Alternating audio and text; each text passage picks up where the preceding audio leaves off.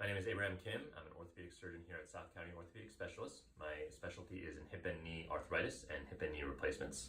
Today I'll be talking to you about the treatment options for hip arthritis. So to review, hip arthritis is caused when the normal cartilage in the hip joint wears down. And one option for treating the pain that results from hip arthritis is with anti-inflammatory medications, physical therapy, and cortisone injections.